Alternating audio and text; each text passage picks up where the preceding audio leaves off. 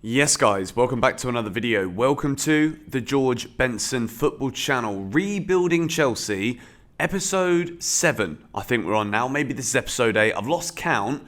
But in this episode today, I'm going to talk to you about the players that Chelsea need to sign. We're not going to speculate like we do in the news videos where Chelsea might be linked to Sadio Mane one day, Harry Kane the next day, Victor Osimhen the next day. I'm going to talk about all of the players that I think Chelsea need to buy. We're going to discuss Joao Felix. We're going to also talk in the progressive sense about what we're led to believe Pochettino wants from the Chelsea squad from the early rumours that we've seen. One of those being that Christian Pulisic is potentially a big part of Pochettino's plans. Would this change the graphic that you guys can see on the screen here? As you can see, we have got, I'm trying to build a 25-man squad. I think that is what Chelsea need. I've got Andre Santos, Chukwuemeka, Lewis Hall, Armando Broja currently in the safe category. We've got Mendy, Kepa, Koulibaly, Cucurella, Gallagher, Kovacic, Havertz, Sterling and Felix in the unsafe. And then we have got 8 players already sold. I've gone with 4 players that Chelsea will sign this summer, or at least it's 4 players that I think are realistic targets.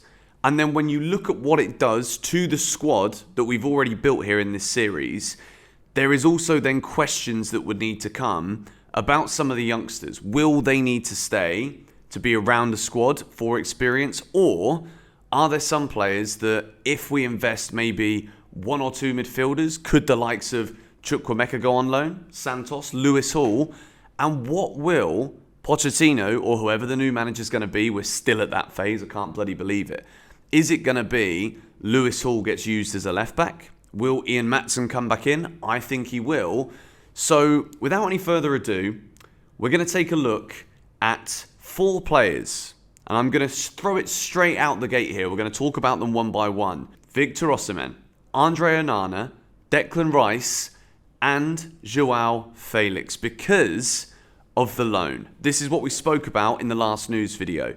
And I want to start with Felix here because Chelsea have got Nkunku coming through. Just because the club haven't done an announcement, he's already passed the medical to become a Chelsea player on the 1st of July 2023. So with Nkunku coming in, I've got serious reservations about Chelsea prioritising a permanent signing of Felix because, quite frankly, what we have seen of him so far at Chelsea, flashy player, can be brilliant in moments, but end product isn't good enough.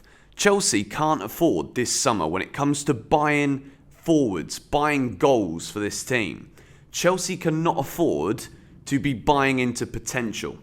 If you think about what's happened to Datro Fofana, in that game against Southampton, he had a pretty decent half. He was slightly erratic, but at least he was getting on the ball in the final third, getting shots away. With Felix, he doesn't really do any more than that at this point. In terms of the impact that he's had at Chelsea, I'd say that Fofana doesn't deserve to be frozen out. Chelsea need goals and Fofana's not getting a sniff. So to think about what's going to happen to him next season, when Chelsea are looking to bring in a big name number 9, I don't see what Joao Felix has done so far to suggest that he's any better in this squad than Fofana. It's as simple as that. He's been given significantly more opportunities, got a red card on his flipping debut, and I didn't want to judge him too soon. I didn't want to say, well, there's still no goals, because this entire Chelsea team has become such a mess going forward that to pinpoint Felix as the reason why Chelsea aren't scoring would be unfair. But with the option, the potential of a second loan for the entire of next season, we can still allow for that potential. And when you look at the other 3 players that we've got here on this graphic, Victor Osimhen, we've got to be realistic. The chances of him wanting to come to Chelsea, considering we're not going to be in Europe next season, just winning the league with Napoli, is he going to want to go and sign for a club that aren't competing for the top honours in Europe next season? I don't know. And we're also talking about minimum 100 million euros, which is a lot of money, proven goal scorer. But at the same time, will that difference between Serie A and the Premier League be something that he can deal with. I think the attitude of Victor Osimhen is what makes him such a perfect striker for Chelsea, because he comes from humble beginnings. To not use too much of my reasoning that Didier Drogba was his idol, there's pictures of him as a kid wearing Chelsea shirts. These are the little things, but in terms of what Chelsea need, we need a striker in the box who can win headers, score with both feet, take players on. In the box, we're always constantly relying on hoping that someone can meet another one of those monotonous floated crosses into the box. Osimhen can do that, but he can also do so much more. And his movement, the pacing behind the back, I think Osimhen is the perfect Chelsea striker. I think he'd do really well in the Prem. Andre Onana is a realistic signing. I think there are better goalkeepers out there that Chelsea could go for. But because we have reportedly already been in talks to try and sign him this summer, Inter Milan have put a price on him of 50 million euros. This is a bit more sensible from Chelsea. And I think towards the end of this series, I've tried to be more realistic about where I think we're going to go. Obviously, we know the core players in the positions that we need. And I think if Chelsea are linked with Onana already, we've been linked with him in the past. There's obviously definitely interest there from Chelsea over the years. I think Onana could be the goalkeeper signing that we have. And then there's Declan Rice. As this season's gone on, as West Ham have slowly improved in recent weeks, they're getting a few good results. Declan Rice is just class. If you watch this guy, he's above and beyond any other player in that West Ham team. West Ham, if they'd have sold Declan Rice last summer, they're relegated. They're probably even below Southampton. That's how poor they've been. And I think how important Declan Rice has been.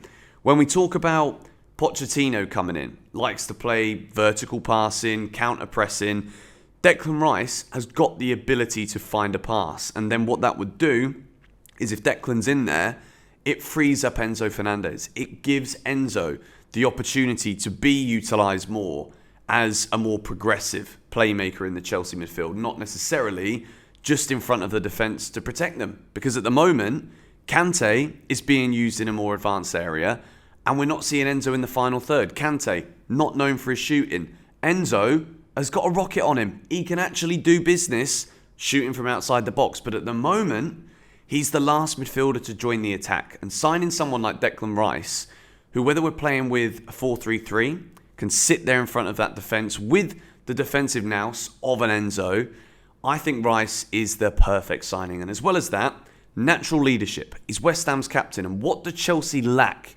so massively in this squad currently? And when we look at this tier list, when we add in those players that we have just mentioned to sign, we have now got a loan category. Gabriel Slonina, Lewis Hall, the sold category. We've got 7 players in there, and Christian Pulisic is now in the unsafe category because Pochettino wants him. And when you look at that squad, there is very few leaders. Even though we've been spending loads of money and opposition fans can say, how can Chelsea fans sit here and honestly say that they need a rebuild? The issue is the rebuild needs to happen because all of the previous decisions were wrong.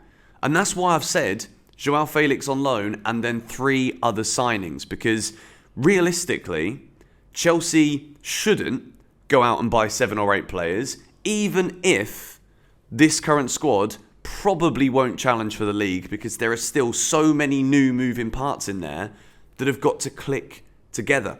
We are relying next season on tempering, should I say, expectations. We cannot be looking at next season thinking Pochettino's got to win the league. It would be foolish of us to believe that's going to happen. Look at City. Look how far ahead of us they are. Look how far ahead even Liverpool are. They were having just as bad season as we were. We were 8th and 9th respectively. But they found a way. And Jurgen Klopp, as much as I think he's a bit of an idiot, talking about Chelsea and saying how good it is that it proves that you can't just buy 15 players, spend 600 mil and win everything. He's got a point. As much as it's like, just why? Just keep your bloody mouth shut, mate, and focus on yourself, will ya? At the same time, there is so much element of truth in what he said. So, that is the squad. We have got 22 out of 25 players in there, with Felix now safe, Osimhen signed, Onana signed, Declan Rice signed. Christian Pulisic and Raheem Sterling. This is where I have got serious questions, because if Pochettino really wants to work with Christian Pulisic, then maybe that means that Chelsea might try and cash in on Raheem Sterling this summer. Let me know what you think about this in the comments down below. There's already Hudson-Odoi, Ziyech. With all of the things we've seen this season, Sterling could have been that leader. And if I'm honest, I think he really cares because he is a professional.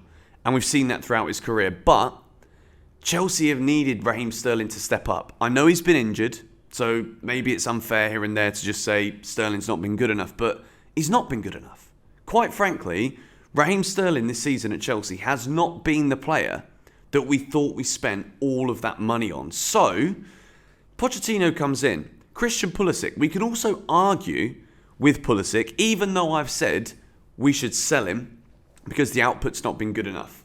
Constant injuries is frustrating. And quite frankly, maybe the Premier League is a bit too physical for a player like Christian Pulisic. But if Pochettino's got a plan for him, then I would say that maybe Pulisic has been underutilised at Chelsea so far. Yes, he's missed a lot of games because of various different injuries. But at the same time, has there always been the opportunities for him? Has there been a run in the team when all we ever see is chop and change, managers chop and change? Some managers might like him, some managers don't. So for Pulisic, it's also been hard, the same as everybody else. As much as I'm not letting the Chelsea players off here when I say they needed to do better, but because of all of the chaos, the commotion, the change, Pulisic could be one of those players who we know he's got that ability, but maybe with a manager who's willing to make the groundwork, what Pochettino is absolutely best at, laying down foundations to build. If he wants Pulisic and he sees a Pulisic in Chelsea's team, I'm inclined to go and back it.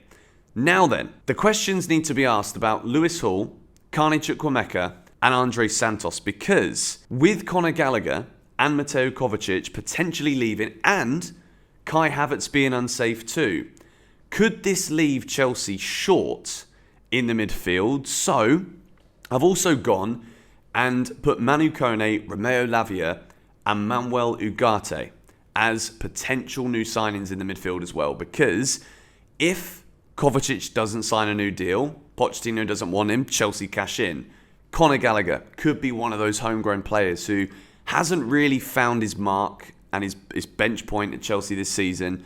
Conor Gallagher's homegrown prophet. I do think Chelsea will be short in that midfield. So, could we see one of these three also join with a Declan Rice this summer again? This is my ideal whilst working within the realms of realism. Let me know your thoughts on this in the comments down below. Lewis Hall, Gabriel Slonina, I think they will be the two players who end up going on loan.